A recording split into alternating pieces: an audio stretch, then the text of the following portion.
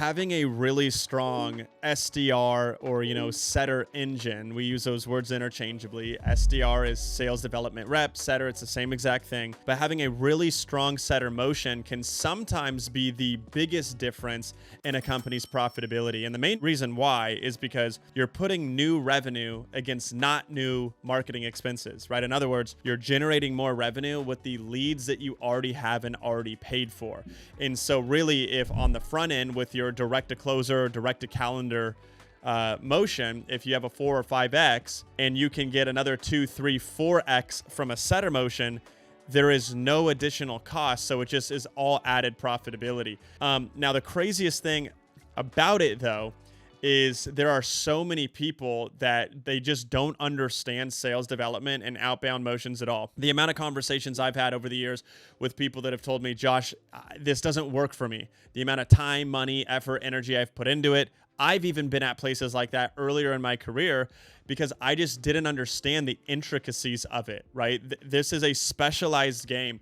And I would argue that SDR motions and overall sales development and outbound is much harder to get to work for your business than inbound, because inbound, run ads, have good closers. A lot of outbound and setter motions are a lot more technical in nature. There's a tech stack. It's all efficiency based. You're dealing with different talent levels, so it can be more challenging. But there are a handful of strategies, tactics, and deep nuances that make the entire difference between having a wildly profitable SDR motion and one that costs you money month after month over and over again. And so we're going to break down exactly how to build this. And one of my goals for this video is I want you to be able to just listen to this, right? I'm going to show you on the screen all of my notes. So I think, if you're a visual learner, I like to see things sometimes. But if you're on the treadmill, you're running, you're doing cardio, you're driving in the car, whatever you're doing, my goal with this is that you can just really listen to this. I'm not showing any spreadsheets in this video today. All right, if you guys don't know who I am, my name's Josh Troy. I'm the CEO of WFS Group.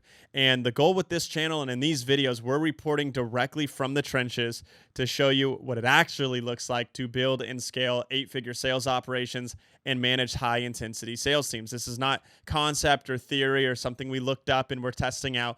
This is what we do all day, every day, across a lot of brands and a lot of revenue. And so this is dedicated to the soldiers and the practitioners that are actually doing the deal. So let's get in this. My goal is to be extremely tactical throughout here and really break down, the outbound engine, the setter engine. Now, I like to start in a lot of the videos with some of the first principles because it can be remedial, but I don't think it is, because I like to give it in an interesting way. I like to break this down as a foundation point because I think that a lot of the challenges later on in building emotion, people struggle with decisions around it because they don't understand these fundamental principles. So let's start by understanding what type of outbound motion is right for you. Now, many of you just do the same thing every time, no matter what, because that's what you saw or that's what you learned and that's what you were told. There is actually a lot of different ways to run an outbound engine. And so these aren't like really the technical names of them. I'm just kind of describing them, their descriptions.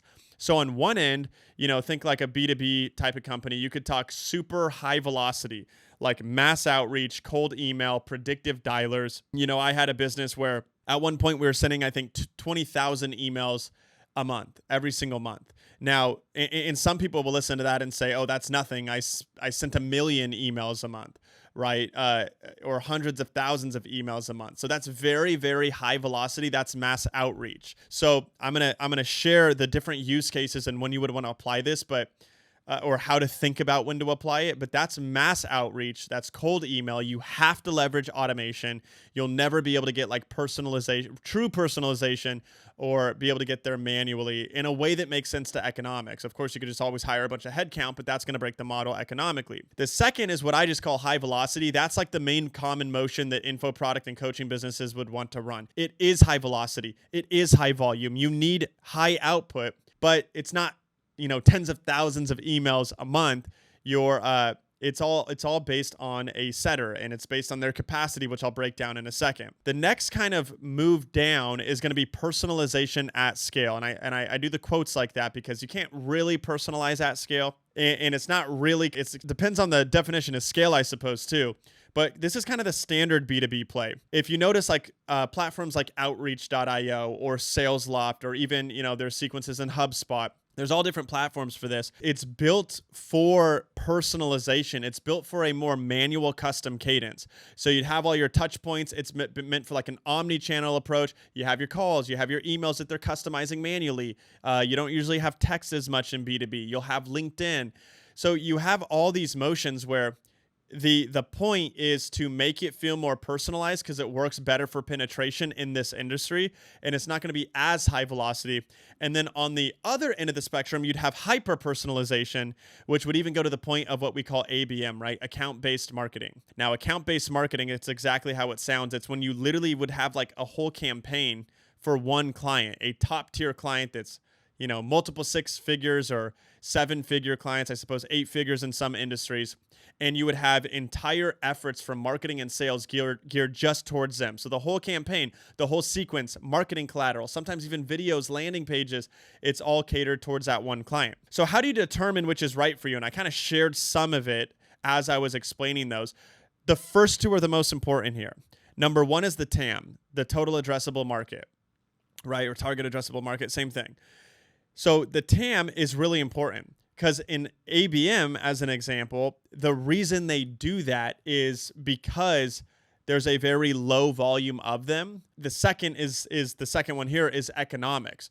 So it not only is there a smaller amount of them, but each deal is worth so much money in terms of ACV, average contract value. In B2B, they usually use the words ACV, right? And in B2C, we use the words average sales price, ASP. It's interchangeable, same thing really. But contract negotiation is more of a thing in B2B, so that's why we say ACV. But based on that relationship, what is the addressable market and what is the ACV or the economics? Those two things together are really going to dictate what type of approach you have. If you have too low of an offer in this cadence, you're not going to be able to do a mass out or to do a hyper personalized thing. The economics don't make sense. Right. So if you're doing like ABM and they're really small contract values, that's going to make no sense. You're not going to be able to ROI on it. How can you justify that level of, focus, resource allocation, personalization, all these things for such a little amount of money? So TAM and economics really determine that. And then a few other sort of considerations is ICP, ideal client profile, and the persona. I could even say ICP and persona, and that's like the decision maker. And so in B2B, a lot of the times, you'll have the higher up in the org chart you go, the more personalized you typically need to be, and the more touch points you need, but the further away they are. Because you don't want to harass and annoy an executive or C-suite director level, but it will take more to penetrate. And a lot of the times, the timing has to do with the window of time that you're reaching out to them. So you'll have more touch points technically over a longer period of time. So it would take a more personalized approach, right? Now, a couple other considerations, reputation preferences, really enterprise businesses. They don't want to spam people. I put it in quotes because I don't see it as spam if you do it really well, but that's something. And then compliance. They don't want to rotate a bunch of domains, and there's some gray areas around the way that you do some of these mass outreach sending campaigns. But ultimately, the main things to focus on is TAM and economics. Now, I'm going to give a couple examples here, but one super quick story, and what's important to me is I actually worked with the brand. We had a client, and somebody that worked there in their marketing department was looking at, this is B2C, this is high velocity, this is a $10,000 average sales price. They had a past experience. I often say that everybody, uses their own frame of reference. Everybody is applying past memories and experiences to what they're currently in, and that can be dangerous because you have to be able to understand the differences. Not everything's copy and paste, obviously. So this individual was thinking about a past experience they had and saying, well, we had success in this business because it was hyper personalization, and you guys aren't doing really any personalization. It's automation and tons of dialing, and that just doesn't work in my experience. But if you look at this person's experience, this was a company, first of all, is heavily funded, so economics weren't even really a consideration because the economics, even in that situation, wouldn't work for most businesses trying to drive profitability in a P&L. But the most important thing, it was a very small TAM, and it was an extremely high ACV. And in comparison, especially. That's why I like to start with this, because you have to realize those things dictate what motion works. And then inversely, let's say that You have a $5,000 product. It's going to be hard for you to justify the economics to have a whole team of human SDRs, even in a high velocity way, if they're dialing all day on phones. So you might have to go to more automation, email automation, text automation, cold outreach type of things in a more automated way. And so if you build an activity model, if you build like a financial model, the economics and the total addressable market will determine that. Okay, I know I beat that to death, but it's just, I've dealt with this so many times. You have to be conscious of the actual metrics that are working in your favor or against you. So a couple quick examples. In high ticket B2C in an SDR motion example, let's say they're making $150 a day, which is what we want. Plus, I didn't include every single stage metric, but take a healthy connection rate and assuming they have, a good connection to set rate. We want to see that they're setting 4 to 5 sets per day. That's roughly 20 plus a week.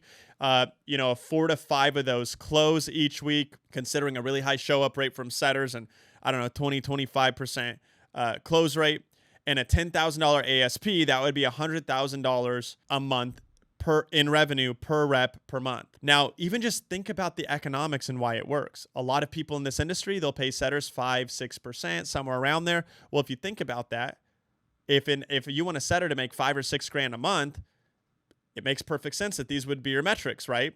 Because $5 or $6 grand on 100 against 100 grand would be 5 or 6%. So it can work within the model. But if you have a $3,000 average sales price and you're trying to run a motion like this, you're going to be paying like 15% to setters. As a percentage of revenue, the economics break, right? So it's important to keep this stuff in mind. Now, let's take the alternative here and say we're talking about a B2B SDR motion. Let's say it's a director level ICP. You want an omni-channel approach and personalization matters. Well, the way that you have to design that type of cadence, you're going to use sequences. You're going to use some more manual touches. You're going to use some more personalization. It can't just be dial, dial, dial, dial. So the activity set in a B2B motion is going to be very different. If you don't know that, you're going to think it's miserably failing or your expectations would be off. So, and by the way, in a second, I'm not going to juxtapose and contrast B2B versus B2C this whole time. In fact, right after this, I'm going to collide the two and I'm going to share how you do both and what the actual motion is for a high velocity setter motion. But if you think about this, 12 to 15 sets a month, roughly right in B2B. It obviously depends on a lot of things, but I'm talking about like an actual human SDR motion. I'm not talking about like cold email or things, automation, things like that. So 4 deals closed. Well, let's say if you have a $25,000 ACV, you get into that $100,000 neighborhood. Okay, the economics work again. Well, when you get down into $10,000 ACV, then that would be $40K for a setter. Now you have to really, in revenue per setter per month, you have to really think, do the economics work at that level of ACV? And a lot of the times it doesn't. In B2B, when you have true outbound, you're not intent-based, which I'm going to show you in a second. There's no ads that are funneling it. It's not built around another inbound revenue model. Well, a lot of the times the economics don't work until you get upwards into $20,000, $25,000, $30,000 ACVs. However, one more thing to remember is in B2B, the pure outbound play, the sales allocation as a percentage of revenue can be higher because there's no marketing spend.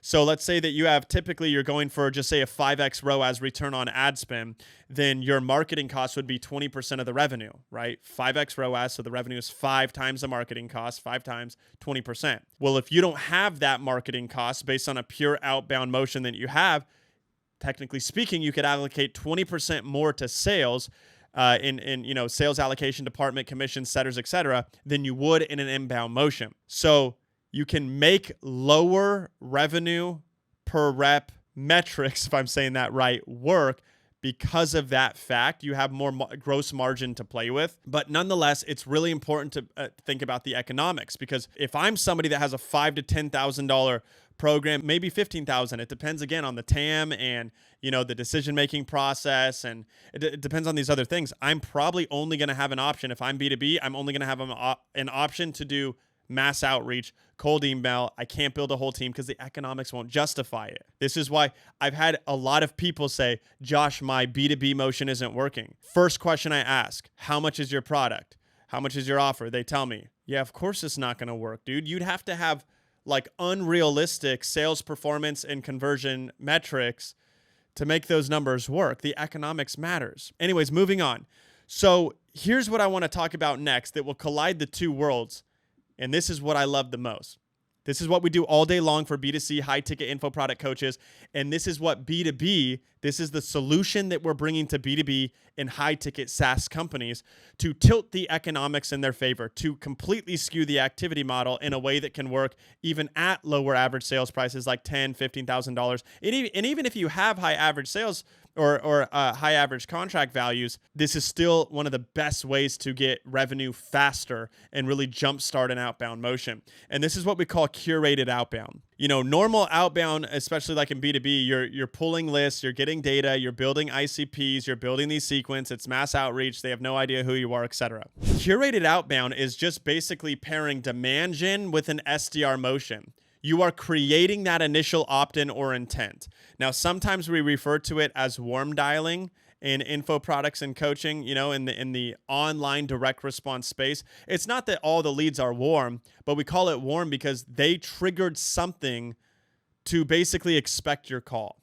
They are basically saying, yes, I'm interested in this thing, even if the interest level is low. Very different than somebody who has no interest in even opening your email to begin with. And so the way that this works is now in obviously B2C, I'm going to show you all the different lead sets you could dial. You could obviously dial opt-ins, VSL leads that are app no backs, applications that don't book a call, webinar registrants. There's so many different things. But you can even run specific curated outbound playbooks that have nothing to do with the rest of the inbound motion. And if you're a B2B company, this is something that's super attractive for you.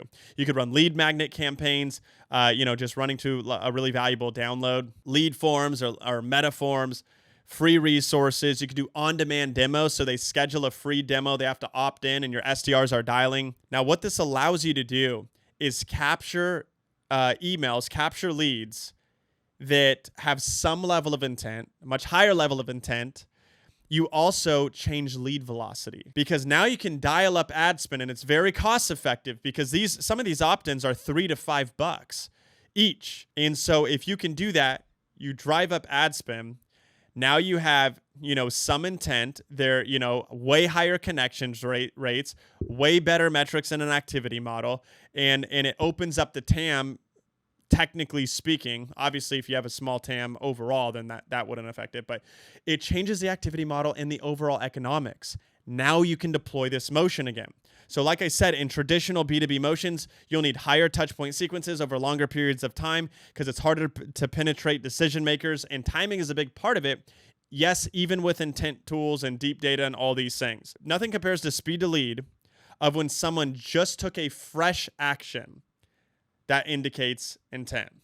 A fresh action that indicates intent. Nothing beats that. Connection rates are higher. Overall penetration is higher. Overall lead to set or lead to close ratios, overall conversion is higher. It changes everything for you. And so this is what we are constantly deploying and building is curated outbound motions that skew the economics in our favor. So what you now need to talk about when you understand how you're building this is the contact cadence that determines capacity. I'm going to now start going into things that are some of the biggest mistakes that I see people make, which is why their outbound motions don't work. Number one, the biggest mistake that people make is that they think to themselves in terms of capacity. If I have a setter that can make 100 dials a day, I should assign them 100 leads a day. By the way, just for context, this is what I did. This is what I did 2 years ago. Nobody taught me that. I didn't know. It was logical. I'm like, well, if a closer can take 8 calls a day and talk to 8 people, then it's like, I kind of just thought about the same logic. But here's the thing. We know that it takes 4 to 6 contact attempts on average to maximize overall penetration rate in curated outbound. Again, I'm talking about curated outbound. I'm not talking about, these long mass campaigns and pure outbound without it curated. Maybe it's more touch points over a longer period of time. But we see that it's 4 to 6. I'll also tell you if you have too many touch points, but you're not getting enough additional output, now you're ruining capacity. There's always some smart guy in the audience, right? Who's like, I'm just going to do 20 contact attempts. Well, you're not going to get that many more additional sets and you're going to destroy the capacity of your setter. So you'll break the economics again. Right? Again, you have to keep in mind economics, output, throughput, etc. So we'll think about this. So for us, we like to say 150 plus dials a day. The only really exception for that should be other revenue generating things that take their time away. So if they had more talk time than someone else, well, you don't want to penalize them for that. Obviously, they didn't get to the enough dials because they were making sets. They were talking to people. But typically 150 dials a day is what we're looking for. Well, if you have a contact cadence that requires 6 dials and you could only make 150 dials a day, then they only have capacity for 25 new leads per day. This is what everybody misses. You have to start with capacity to begin with. Now, here's the other thing. Being as close, you have to treat this capacity level like you would treat inbound closers. If you have a closing team that could take 6 to 8 calls a day, every time, and I always talk about collected dollar per booked call. Let's just say that your average collected dollar per booked call that you have for your business is $1,000, and they could take 8 calls, and you have 4 closers. That's 32 calls that they could take per day, and you're at 50% capacity, which is 16 calls. That costs you $16,000 in opportunity cost because you didn't maximize their coverage and output. We have to look at setters the same, but so oftentimes it's looked over. So if the setters can take 25 new leads a day and you have 4 setters, you need 100 leads per day. If you're way under that, the economics are slowly ruining for you because you're leaving a lot of money on the table. By the way, if you have the leads and they're not being directed, now you're just throwing money down flushing money down the toilet. If you don't even have enough for that many reps, you're probably overstaffed and need to cut back or find other lead curation opportunities. But if you're also way over that, now it's an issue because they can't finish their contact cadence. Because if they have 6 contacts over the point of 3 or 4 days, and you're giving them twice as many leads as their capacity could handle, now they could only get to maybe 3 dials of the 6, if that makes sense. They're not finishing the cadence, so your overall penetration will go down, which means lead to close ratios will drop. It all starts with capacity. This stuff is super important. And so this whole cadence and the logic behind it, the strategy, has 2 really important words. So I'm sure there's others that I could say, but it's recency and frequency. So in terms of recency, it's the speed. I like to describe it as the speed in which contact attempts happen. Everybody talks about speed to lead. Yes, that is most important. That is King Kong on the list of dialing priorities. All speed to lead goes straight to the top of the dialer, right? So we have, I should even have said here, we have what we call a last in, first out rule. That trumps everything. So in your dialing logic, which I'll go into in a second, for recency, it's last in, first out. And so, but beyond speed to lead, usually when people say speed to lead, they're just referring to that first contact, that first dial. Beyond speed to lead, recency means you're also prioritizing them in terms of the amount, contact attempts from the freshest leads.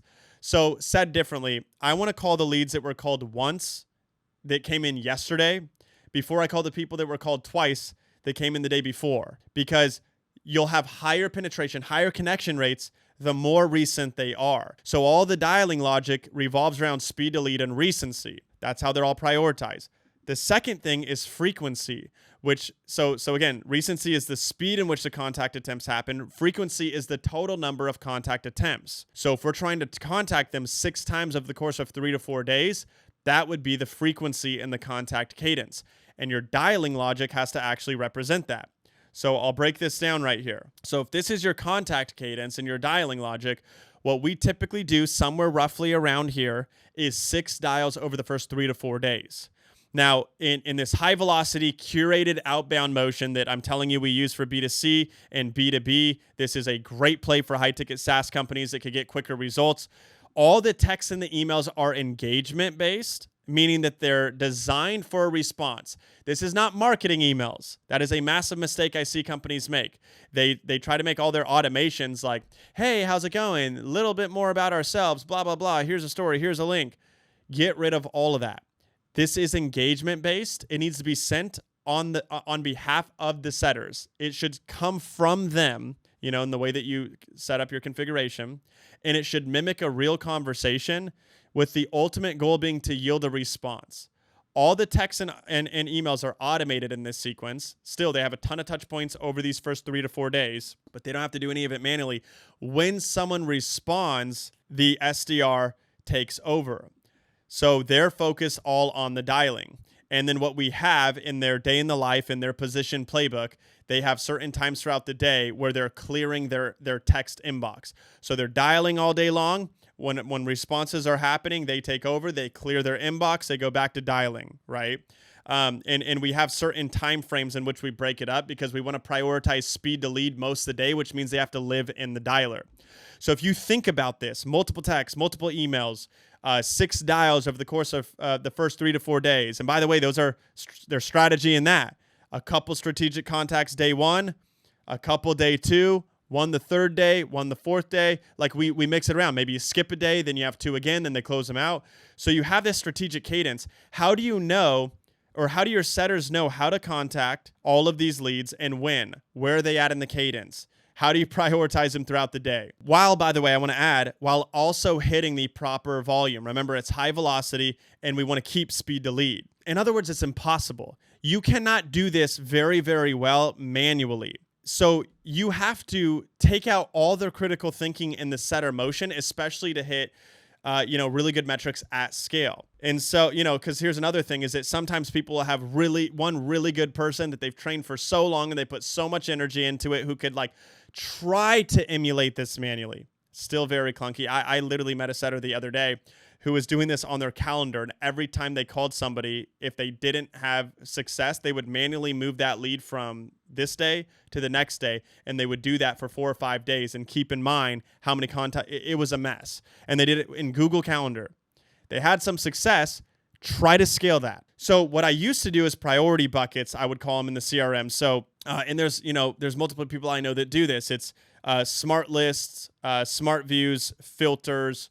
There's so many different names for it in the CRMs, but you basically have your custom views of lead segments based on certain parameters. So what we used to do is we would set it up in there. And so P1 would be like speed to lead day 1. And then the parameters in the priority bucket would be based on contact attempts, when they came in, things like this. So once you hit them, the certain amount of times in that period of time, they would disappear. And then they would go into the next bucket when it was time to call them. And we would just clear those buckets one at a time. The challenge is, well, there's multiple challenges. One, it's still a clunky process because a lot of the times you're clicking to dial inside of these CRMs. Other times you have to start. It's kind of confusing to explain in a video, but your setters will tell you have to keep going to the top of the list. You have to pay attention for speed to lead, and people might say, oh, you could set up automatic notifications. Okay, sure. But if you're in the middle of trying to get a ton of dials in and you have to just keep in mind and keep an eye for notifications the whole time, then go back to your speed to lead bucket, clear that bucket, then go back to where you left off. These things break at scale. You can't get the level of efficiency you want. So what we do is all of these are automated rules that are programmed into the back end dialing logic, and they're based around these frequency and recency concepts that I was explaining. A lot of the times they'll be called reattempt rules or re-engage rules in different dialers. There's all different terms for it, but you have to program your cadence in the dialer. So our SDRs, all they do, boop, press on, dialing all day long. It's doing all this logic, speed to lead, last in, first out. This list segment only has, 1 attempt. It's every time there's a reattempt timeline filter that's set up. Oh, it's been 4 hours. We want to attempt them again. Boom. They popped back up for their re-engagement time, but they're prioritized behind the higher valued lead segments. I'm not saying that to confuse you. I'm showing you that it's complex. You can't do it manually. This is what gets the results. This is the nuances and the strategies that I'm referring to. Now, within that dialer, you obviously want to have your unenrollment criteria in your disposition set as well. So, I don't have all of them listed, but connected call, inbound SMS, do not call, demo set, things like that. It would unenroll them out of the dialing sequence so you're not continuing to hit them still. Now, when you're thinking about this, you have to also consider what types of leads do you want going into the dialer, because you might have a really solid system, but are you putting the right leads in it to begin with? Are you prioritizing the highest converting leads that we'll talk about? Yes, speed to lead will work better in terms, in comparison to any type of lead, but what are the actual types of leads? And so we call them high value lead segments, the most valuable ones all the way to the lowest. And so just as an example here, this isn't perfect, but it's like applications that don't book a call. They made it the furthest in the funnel. a lot of the times we literally hear things like, oh, I got busy and forgot to finish booking. Or we'll hear, I couldn't find a time. Thanks so much for following up. So they made it furthest in the funnel. A lot of the times they're very high intent. That would be the first leads you want to go in and take priority. Then you have your front end opt-ins, which could be really, really strong lead sets. Webinar attendees that have stayed for a certain period of time. So you know they're engaged. They have some level of interest and awareness because they were sitting on a webinar for a certain amount of time. Then, maybe you have your most engaged lead segments in the CRM with lead scoring. Very, very valuable list. A lot harder to set up because you need to build lead scoring logic in your CRM. Here's how it works basically. Or here's the basic way that it works. If you have like a point system, let's say every time someone opens an email, it's half a point. Every time they click a link, it's a point. Every time they sit through a whole webinar, it's 3 points. And then you say our SQL is determined around 15 points. As soon as they meet that SQL criteria, they go into a bucket. Now they're only dialing leads that are engaged and have been engaging over a period of time, plus the recency. It just happened. They just hit it. Boom, they get called. That's harder to set up because obviously to have a point system, you need constant email communication going out, constant content. You have to set up the tags and all this stuff, but an insanely effective list when you could do that. And then LTOs, low ticket buyers. Now you might be surprised that a buyer lead is lower here. It's actually not because of the reason you might think. It's not that those are less valuable than these other lead segments. It's that speed to lead is a little bit less important because a lot of the times with low ticket buyers, you want them to consume some of the content first because they just purchased this thing. And so sometimes we want to wait strategically 3 to 5 days, get them situated, see how things are settling in, and then we hit them with the customer service approach. We have higher connection rates because they already bought from us, they know us, and the messaging is easier. So you have to make sure that you keep those lead segments into consideration. Handful of more things that I want to take you through. Driving output. In a lot of ways, building a setter team is easier. It is a lower level of talent. We have amazing setters. I appreciate them a ton. I respect them a lot. It's a hard job. I would never in a million years speak down to setters, but we do know that a lot of SDRs are trying to get more sales experience to then become a closer, or even if they don't, I know some setters that are career setters. They like it more. They don't like getting into the deep stuff. They'd rather just put up their numbers and have somebody else close the deals. But we do know that there is less skill involved on the phones. You're not taking money. You're not handling the commitment. So there's less skill involved. So the talent pool is a little bit easier in terms of hiring. The training and development motion is a little bit more simple a lot of the times. But here's the hard part. First of all, and you could justify that it's sales ops, but everything I just went over in this freaking thing, you have to do all of that to have an effective motion. You could have great setters without any of this tech stack or configuration. You're not going to have results at scale. And then the mindset, because people have to be dialing all day long. And one of my favorite quotes is, it's not, it only counts on the days you don't feel like doing it. I heard that from a personal trainer because it's like, yeah, everybody works out when they feel like it. It's the people that still work out even when they don't feel like it. That's when it really counts. That's what makes the difference. Same thing with setters, same things with all salespeople. But with setters, if they're making 150 dials on the days they feel like it, and then they have days where they're doing 30 dials, it's not going to work. They have to do it every day consistently. That mindset, the high energy culture, the performance, to rally around that and to keep them energized, even with rejection and even with not having connections. You could go a whole day and have a couple of bad conversations sometimes. That part makes it a lot more challenging, but you have to drive output. We are always looking at output and productivity levels. And so think about this for a second. It's kind of crazy. It will change your mind on this because you might say, wow, $150 a day seems like a lot. If it takes 30 seconds for a non-pickup dial, meaning that you dialed, it rang the entire time all the way through to a voicemail they didn't dial, it takes 30 seconds. By the way, in most dialers, you can kind of play with that a little bit. You could drop it down to 20 seconds, but if it rings all the way through, 30 seconds. So that means that you can literally make 100 plus dials in a dialer in a single hour. Now, I say about roughly because I'm aware a lot of the times there's cooldown time. Maybe there's 5 to 10 seconds into each ring. You have to do dispositions, which can slow you down a little bit. Sometimes you have ACW, which means after call work. Really just like if you're finishing dispositioning the lead and then you have to add some additional notes or you're setting a call or something like that. Well, that would be different because that's not a non-answer. But that can take some additional time.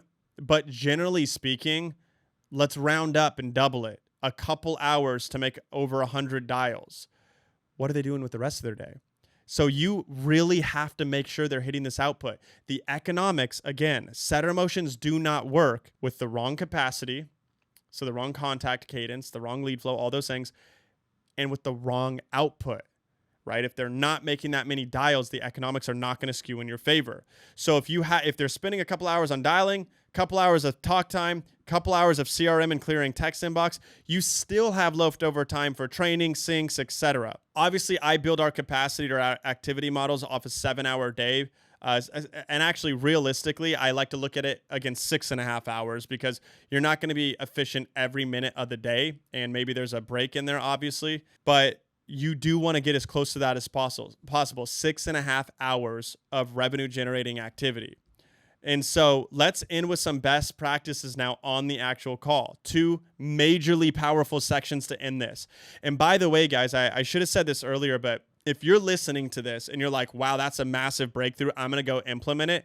Awesome. That's why I created this channel. I love that you have that. I hope you're hearing some things in new ways, and I hope it's sophisticated and you like the amount of detail I go into on this.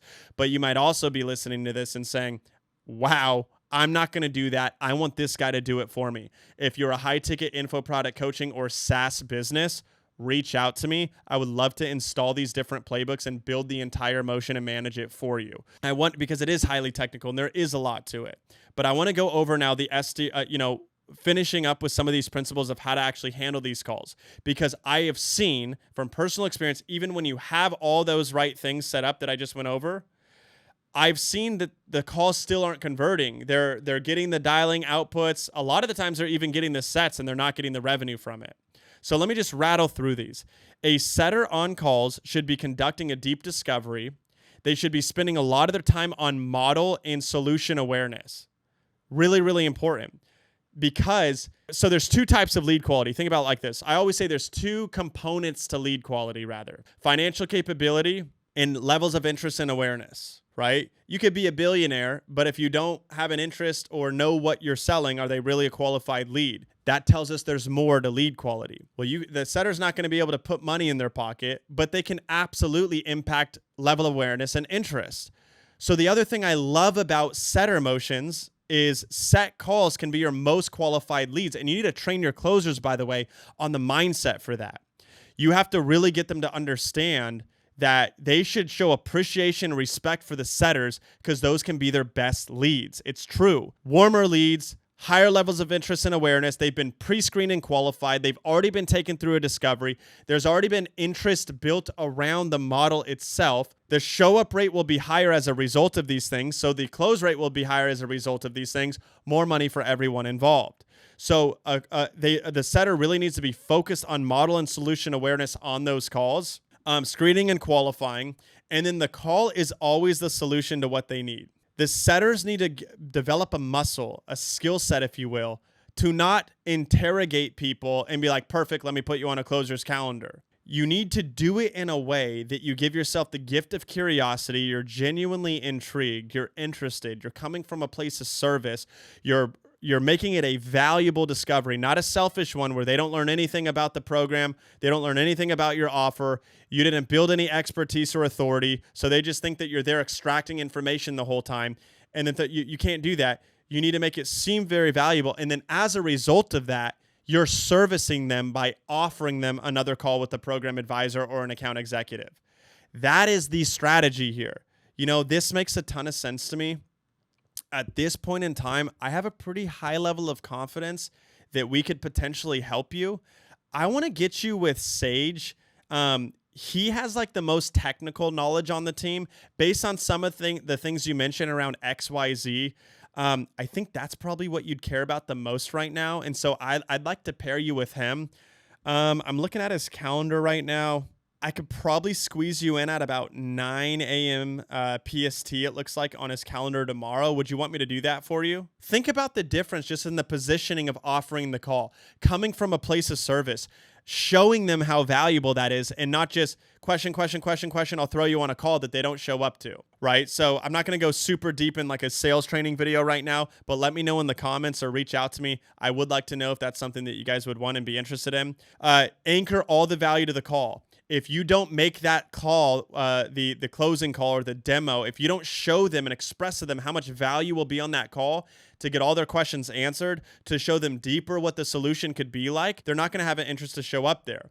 You want to edify the closer and the account executive, like I just said. If they feel like, wow, there's going to be a knowledgeable person there that understands my situation, that can probably take me a lot deeper than any of the other things that I've already gone through, now they are excited to talk to that person, and it positions the closer or the account executive with a lot more posture. Now, flip side of that, you better train your freaking closers and account executives. Again, words are interchangeable. You better train them well, because if you're edifying them and building a lot of authority around them and they don't have product knowledge and they don't sound, good on phones, then they're going to sound like an idiot and it's going to backfire.